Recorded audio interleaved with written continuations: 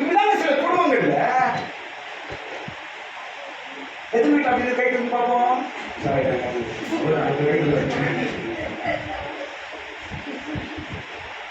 பாருங்க, ஏன் அப்போ ஆசீர்வாதம் தங்காத வீடு, ஆசீர்வாதம் தங்குறது இல்ல. ஊழியக்காரர் வராங்க, ஜெபம் பண்றாங்க, எல்லாம் நாங்களே ஊழியத்தை கரெக்டா பண்றோம்பா. நான் சிஸ்டர் நாங்க கரெக்டா வரோம், ஆண்டவரே ஜெபம் பண்றோம், எல்லாம் பண்ணி நாங்க வரோம். ஆனா ஆசீர்வாதம் என்பது உங்க வீட்டுல தங்கணும். அது நாங்க என்ன பண்றது? ஆசீர்வாதம் பிடிச்சி கட்டி போட்ட போக வீட்டுல அதுக்கு எங்களுக்கு அதிகாரம் கிடையாது. ஆசீர்வதிக்கலாம் எங்களுக்கு அதிகாரம். கர்த்தர் சொல்றாரு எல்லா வீட்டும் ஆசீர்வதி. ஆசீர்வாதம் இருக்கிறதா போறதா நான் பாத்துக்கிறேன் அப்படின்னு தகவல் சொல்லிட்டு என்ன சொல்றீங்க? நாங்க ஆசீர்வதிக்கிற வேலை. உங்க வீடு தகுதியா தான் ஆசீர்வாதம் அங்க தங்கும், டபுளா தங்கும், சந்தோஷம் எங்களுக்கு. ஆனா தங்குற அது நீங்க தான் அதெல்லாம் சரிப்படுத்த வேண்டும். சண்டை போடுறது இதெல்லாம் நிறுத்தணுங்க.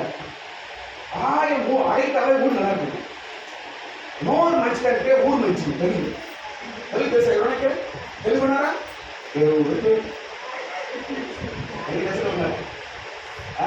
நோர் மனுஷனுக்கு ஊர் மனுஷன் உண்டு அப்படின்னு அர்த்தமா? தாய் நல்லா தான் ஊர் நல்லா இருக்கும். தாய் நல்லா ஊரே நாய் முடிச்சு உன் வாய் நல்லா இருக்கும். ஆசீர்வாதம் தங்குவதில்லை. நான் காய் சொன்னேன் வசனத்தை தள்ளி போடுகிறார்கள். அதனால் ஆசீர்வாதம் வீட்டில் தங்குவதில்லை. இரண்டாவது, அபாத்திரமாய் சரியாக எடுக்காதனால ஆசீர்வாதம் வீட்டில் தங்குவதில்லை. மூன்றாவது, பொய் பேசினால வீட்டில் ஆசீர்வாதம் தங்குவதில்லை. நான்காவது, சண்டை. பஜாரிங்க வீட்டில் ஆசீர்வாதம் இருக்காது. பஜாரிங்க கைட்டுங்க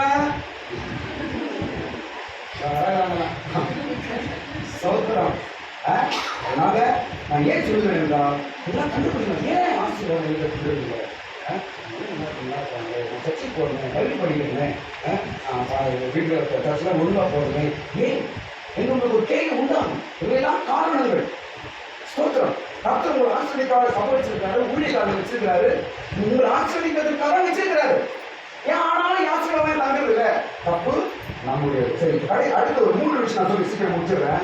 ஆசீர்வாதம் தங்கும் வீடு.